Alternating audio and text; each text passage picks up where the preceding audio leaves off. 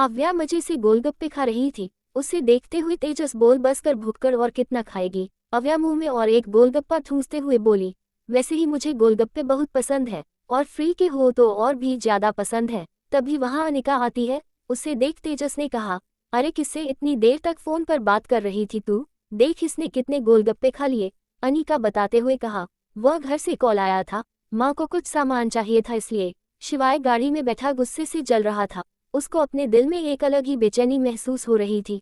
उसे समझ नहीं आ रहा था कि उसके साथ हो क्या रहा है। न ऐसा कभी उसने महसूस किया था, न किसी के बारे में इतना उसने कभी सोचा था।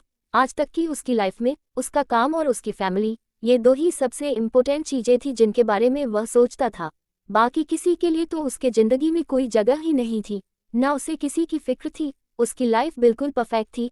हर एक चीज उसके कंट्रोल में थी और सबसे ज्यादा तो उसका दिल। लेकिन जब से वह उस लड़की से टकराया है, न जाने क्यों, लेकिन उसके उस परफेक्ट लाइफ का ढांचा जैसे डगमगाने लगा था। शिवाय ने सोचा, न जाने आज तक उसका किन किन तरह के लोगों से सामना हुआ है। ऐसे लोग जो किसी जानवर से कम ना हो, लेकिन उसने आसानी से उन्हें अपने सामने झुकाया है। और इस लड़की का वजूद तो उसके सामने एक चींटी की तरह है। वह चाहे तो अभी बैठे बैठे वह उसकी पूरी जिंदगी तहस नहस कर सकता है। इतना सब समझते हुए भी न जाने क्यों वह लड़की उसके दिमाग पर हावी हो रही है। गाड़ी के रुकने से उसकी तंद्रा टूटी। गाड़ी एक आलीशान होटल के सामने रुकी। वह गाड़ी से बाहर आया और उसने चलते चलते ही तुषार को कॉल लगाया। सामने से तुषार की आवाज आई, जी सर। शिवाय ने अपनी सर्द आवाज में कहा, तेजस मल्होत्रा ही नाम है ना उस लड़के का। उसकी पूरी कुंडली निकालो, उसके आगे पीछे अपने आदमी लगाओ, बहुत जल्द उसकी जरूरत पड़ने वाली है हमें। और मैंने तुम्हें कहा था ना, उस लड़की की हर पल की खबर मुझे मिल जानी चाहिए। इतना सा काम ठीक से नहीं होता तुमसे। उसकी बात सुन तुषार घबराते हुए बोला, नहीं सर, हमारे लोग उनके पीछे ही है। तो मुझे अपडेट क्यों नहीं मिली? शिवाय ने गुस्से में कहा, अब अगर एक भी गलती हुई तो तुम देखना मैं तुम्हारे साथ क्या करता हूँ। और उसने झट से कॉल कट कर दिया। फिर से उसके सामने अभी अभी देखा हुआ नजरा आने लगा, जब वह लड़की उस लड़के की तरफ देखकर मुस्कुरा रही थी। शिवाय ने अपने दांत किटकिटाते हुए बोला, और थोड़ा इंतजार और फिर देखो कैसे मैं तुमसे तुम्हारी आज़ादी छीन लेता हूँ। रात का समय, अव्या अपनी फैमिली के साथ डिनर कर और अपने कुछ काम खत्म कर अपने कमरे में आ गई थी। रोज की तरह वह अपने क्रश को देखने के लिए बालकनी में टहल रही थी। वह बार बार बालकनी से नीचे झांक रही थी। उसने घड़ी में देखा तो रात के 10 बजे बजने आए थे, लेकिन अभी तक अनिकेत की कर नहीं दिख रही थी। वह ये सब सोच ही रही थी, तभी अनिका का कॉल उसके फोन पर आया। उसका कॉल रिसीव करते हुए अव्या ने कहा, अभी तक आए क्यों नहीं है तेरे भाई? उसको इतना चिढ़ा हुआ देख अनिका ने धीरे से कहा, अरे सॉरी, मैं तुझे बताना ही भूल गई। अरे वह भाई की ऑफिस का कुछ काम था, इसलिए आज दोपहर में ही वह कनाडा चले गए। उसकी बात सुन अव्या जोर से बोली, क्या आउट ऑफ कंट्री? पागल, तूने पहले क्यों नहीं बताया मुझे? ये सुन अनिका ने हंसते हुए कहा, और बता भी देती तो क्या करती तू? भाई के सामने तो सर झुकाकर खड़ी हो जाती है। अनिका ने आगे थोड़ा सीरियस होते हुए कहा, अव्या एक बात मुझे बता, कब तक तेरा ऐसे ही सिर्फ उन्हें चोरी छुपे देखने का इरादा है? तू उन्हें बता क्यों नहीं देती कि तूने पसंद करती है? वह भी अभी नहीं बल्कि बचपन से। कब तक तू ऐसे रोज बालकनी में जाकर चोरी छुपे उन्हें देखती रहेगी? उसकी बात सुन अव्या भी थोड़ी गंभीर होते हुए बोली, नहीं यार, मैंने अभी इसके बारे में कुछ सोचा नहीं है। तुझे पता है ना मुझे में इतनी हिम्मत नहीं है। और वह क्या सोचेंगे मेरे बारे में अगर मैंने उन्हें ये बता दिया तो? अनिका उसकी बात सुन थोड़ा हंसते हुए बोली, पागल, तो क्या तुझे हमेशा ऐसे ही रहना है? और वो क्यों कुछ सोचेंगे? मुझे तो लगता है कि शायद भाई भी तुझे पसंद करते हैं। अनिका की आखिरी कही गई बात सुन अव्या की आंखें बड़ी बड़ी हो गई। वह चहकते हुए बोली, क्या बोल रही है? सच में? अनिका ने कहा, हाँ, मतलब मुझे भी कभी कभी ऐसा लगता है, इसीलिए जल्दी से बता दे उन्हें, वरना फिर बहुत देर ना हो जाए। अव्या ने कहा, अगर तेरी बात सच हुई ना अनिका, तो दुनिया की सारी मिठाइयाँ तेरे मुंह में। और अरे देर क्यों होगी, मैं और वह दोनों यही है। मैं कहाँ भाग कर जाने वाली हूँ। लेकिन अगर तुम कहीं रही हो तो जब तुम्हारे भाई अपने वर्क ट्रिप से लौट आएंगे ना, तब मैं उनसे बात करूंगी। तू बस मेरे लिए दुआ करना कि मैं रिजेक्ट ना हो जाऊं। तभी अव्या की माँ ने उसे आवाज लगाते हुए कहा, अव्या सो जाओ जल्दी। अव्या ने हाँ माँ कहा और अनिका से बोली, चल यार अनिका, शायद माँ तुझे बुला रही है। गुड नाइट, कल मिलेंगे। और इतना बोलकर उसने फोन काट दिया और वह बालकनी से रूम के अंदर आ गई। अनिकेत भी शायद उसे पसंद करता है ये सोचकर उसका खुशी से नाचने का मन कर रहा था। एक तरफ कोई इतना खुश था तो दूसरी तरफ कोई बदले की आग में जल रहा था। एक 5 स्टार होटल के वीआईपी रूम में शिवाय सोफे पर बैठा एक के बाद एक शराब की बोतल है खाली कर रहा था। उसकी आंखों में गुस्से और नफरत के मिले जुले भाव थे। उसके सामने उसका फोन था जिस पर अव्या की कुछ तस्वीरें दिखाई दे रही थी जो अभी अभी किसी ने उसे भेजी थी। एक तस्वीर में अव्या बालकनी से नीचे की तरफ झांक रही थी, दूसरी तस्वीर में वह किसी से फोन पर बात कर रही थी। हर तस्वीर में उसके चेहरे के हाव भाव अलग थे।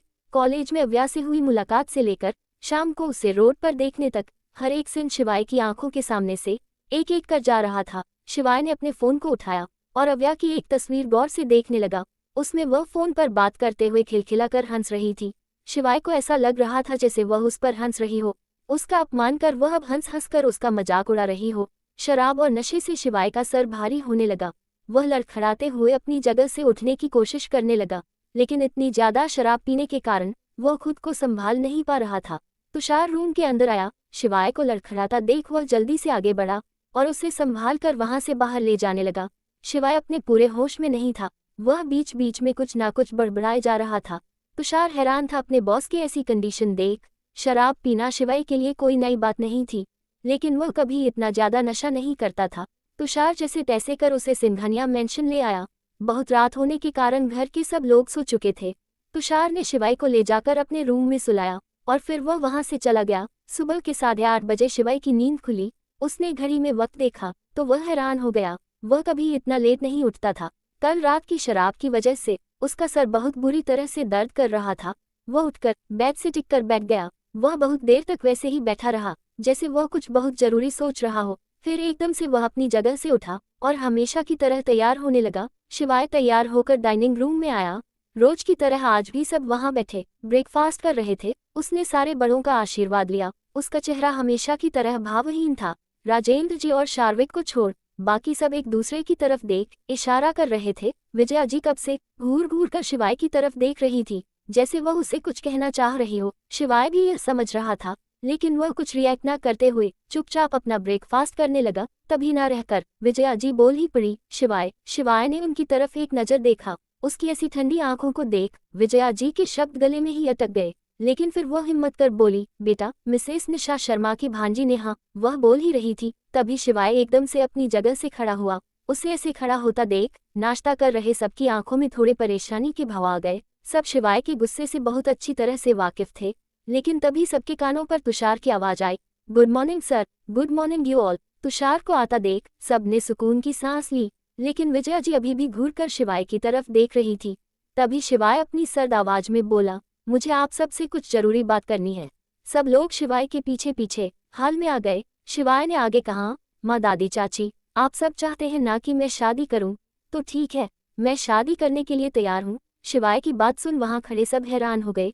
वह अपनी आंखें बड़ी बड़ी कर शिवाय की तरफ देख रहे थे कि क्या ये वही शिवाय है जो शादी के नाम से इतना भड़क जाता था। लेकिन सबसे ज्यादा हैरान तो तुषार था। उसे लग रहा था जैसे उसके पैरों के नीचे से जमीन सरक गई हो। उसे अब कुछ कुछ समझ आ रहा था कि आगे क्या होने वाला है। शिवाय सबकी तरफ देखते हुए आगे बोला, लेकिन अगर आप सब चाहते हैं मैं शादी करूं, तो मेरी एक शर्त है। उसने तुषार को इशारा किया। तुषार समझ गया कि वह क्या कहना चाहता है। उसने अपने हाथों में पकड़ी फाइल को सबके सामने रख दिया। शिवाय ने ही उसे कुछ देर पहले कॉल करके उस फाइल को यहाँ लाने के लिए कहा था। शिवाय ने सामने रखी उस फाइल को खोला और उसकी नज़र फिर एक बार अव्या उस खूबसूरत तस्वीर पर गई। उसने एक नज़र उस तस्वीर को देखा और फिर उसे सबके सामने करते हुए कहा, मैं शादी करूंगा तो सिर्फ इसी लड़की से करूंगा, वरना कभी नहीं करूंगा। उसकी बात सुन सब लोग दंग हो गए थे। हैरानी और शौक से उनकी आंखें बाहर आने को थी। यहाँ तक कि आज राजेंद्र जी भी शिवाय की बात सुन हैरान थे। वैष्णवी जी अपने बगल में खड़े शेखर जी से एकदम धीरे धीरे आवाज में बोली, ये जी, क्या मैं ये सच में सुन रही हूँ या फिर मेरे कान तो नहीं बज रहे? शेखर जी भी धीरे से बोले, कहीं हम दोनों के ही कान तो नहीं बज रहे हैं? रीवा जो अद्वैत के बगल में खड़ी थी, उसने चुपके से अद्वैत को चोटी का। अद्वैत जोर से चिल्लाने ही वाला था, तभी रीवा ने उसके मुंह पर हाथ रख दिया और बोली, सॉरी, मुझे लग रहा था कि कहीं मैं अभी तक नींद में तो नहीं हूँ। अद्वैत ने उसकी तरफ गुस्से से देखा।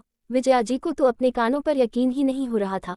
वह जल्दी से दादी जी के गले लगते हुए बोली, माँ, आपने सुना उसने क्या कहा? वह शादी के लिए तैयार है। मुझे तो यकीन ही नहीं हो रहा। उन सबके ऐसे रिएक्शन देख शिवाय अजीब नजरों से सबको देखने लगा। उसने अपने मन में सोचा, मेरी फैमिली कब से इतनी ड्रामेटिक हो गई है। तभी राजेंद्र जी बोले, पहले देखो तो कि लड़की कौन है। उन्होंने सामने रखी हुई फाइल उठाई और अव्या के बारे में जानने लगे। विजया जी ने तो झपकते हुए शिवाय के हाथों से अव्या की तस्वीर ले ली। शिवाय तो हैरानी से उन्हें देखते ही रह गया। वैष्णवी जी, दादी माँ, अद्विक, रीवा सब लोग विजया जी के बगल में आकर खड़े हो गए। अव्या तस्वीर देखकर तो विजया जी की खुशी की कोई सीमा ही नहीं थी। वह अपने मुंह पर हाथ रखते हुए बोली, है भगवान, इतनी सुंदर और प्यारी बहू है हमारी, फोटो में ही इतनी सुंदर लग रही है, सामने से तो कितनी सुंदर दिखती होगी। उनकी बात सुन शिवाय अपने ख्यालों में खो गया।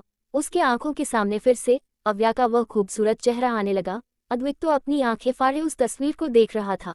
वह बगल में खड़ी रीवा के कानों में धीमी आवाज में बोला, भाई तो बहुत बड़े छुपे रुस्तम निकले यार, कल तक तो शादी के नाम से एकदम गुस्से में लाल हो जाते थे और आज देखो एकदम लड़की को ही लेकर तैयार हो गए। शार्विक एकटक तुषार को घूर रहा था, जैसे कह रहा हो ये सब क्या हो रहा है और यह सब कब हुआ और मुझे क्यों पता नहीं है। उसे ऐसे देख तुषार ने अपना सर झुका लिया और मन ही मन बोला, अब आपको क्या बताऊं सर, मुझे भी आपकी ही तरह झटका लगा है।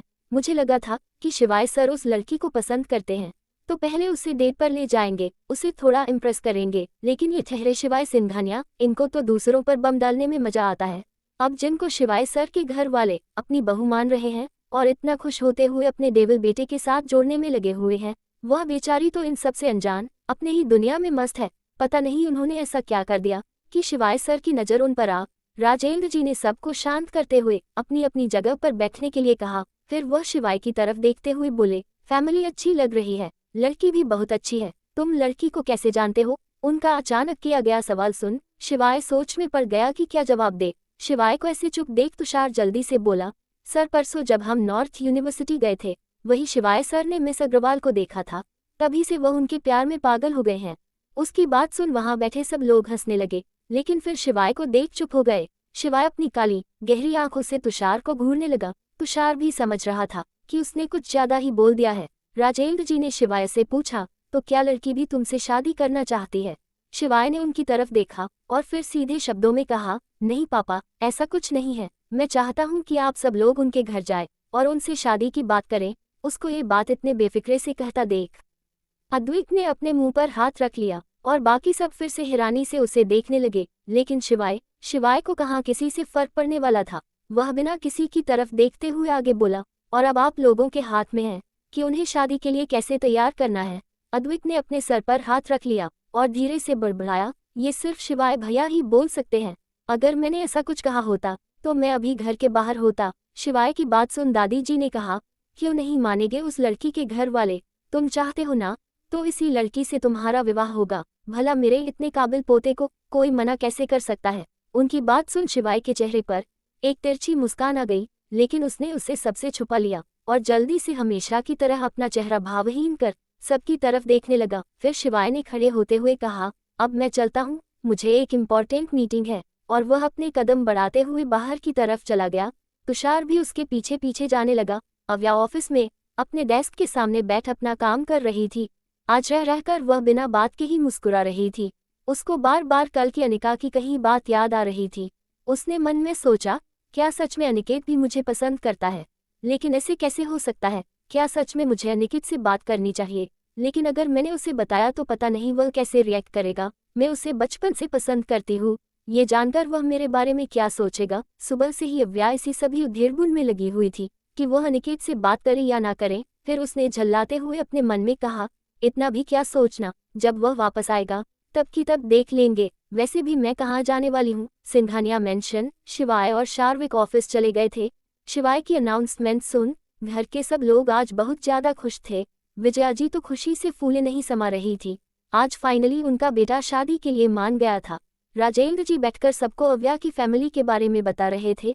दादी तो अव्या की तस्वीर को इतनी खुश थी कि उन्हें बाकी किसी चीज की परवाह ही नहीं थी। वो राजेंद्र जी से बोली, राजेंद्र तुम लोग जाकर उनसे रिश्ते की बात कराओ। राजेंद्र जी सर हिलाते हुए बोले, हाँ माँ, कल संडे है, सब घर पर होंगे, कल ही रिश्ते की बात करने हम उनके घर जाएंगे। उनकी बात सुन अद्विक ने कहा, मैं भी जाऊंगा। उसको चुप कराते हुए वैष्णवी जी बोली, क्या मैं भी जाऊंगा? ऐसी बातें सिर्फ बड़े लोग करते हैं। दादी माँ ने कहा, हाँ बहू, तुम चारों चले जाना उनके घर और रिश्ता पक्का करके ही आना।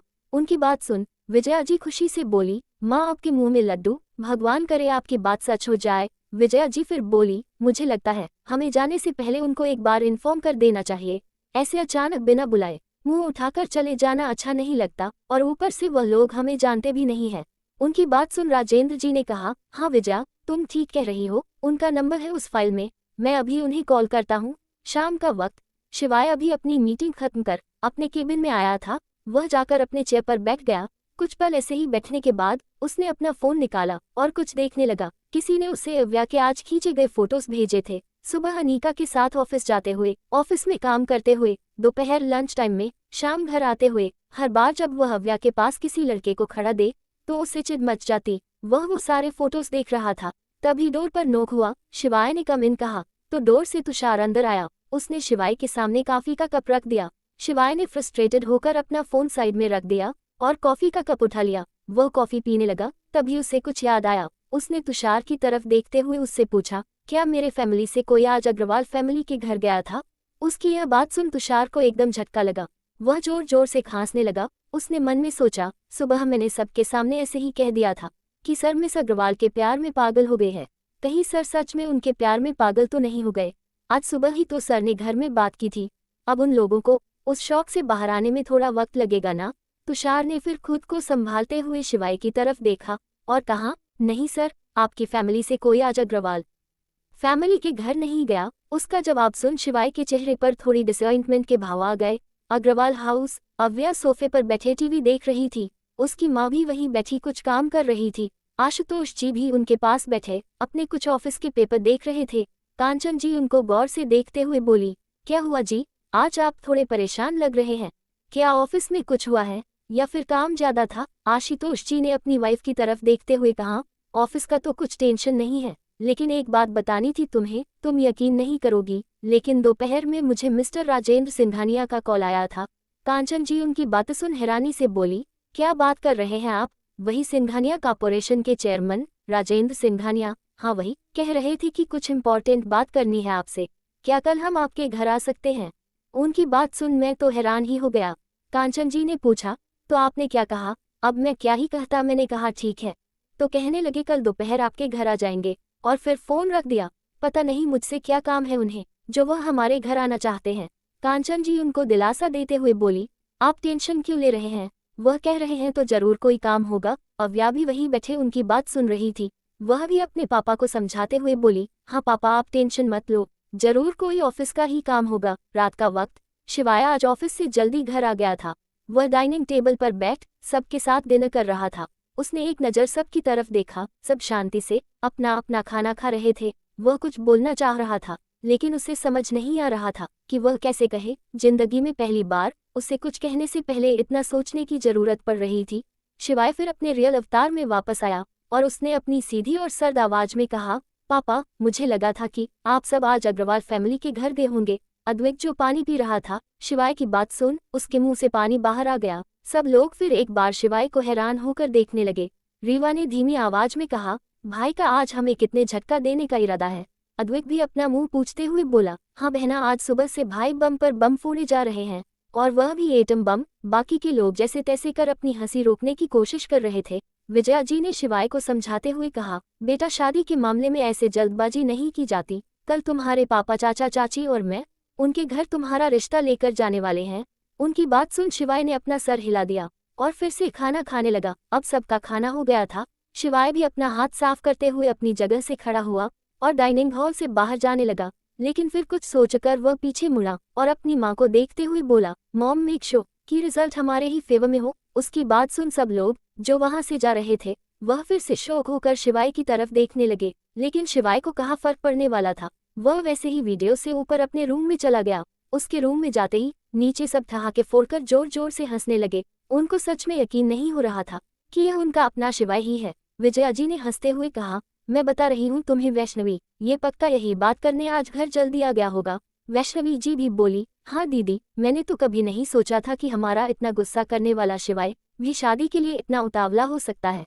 तो दोस्तों, शिवाय करना चाहता है अव्या से शादी, लेकिन क्या अव्या इस बात के लिए तैयार होगी? जानने के लिए सुनते रहिए मेरी कहानी माय क्रूल पजेसिव हस्बैंड, और ये कहानी मैंने खुद लिखी है। अगर आपको ये कहानी पसंद है तो मेरे चैनल को सब्सक्राइब करना मत भूलना।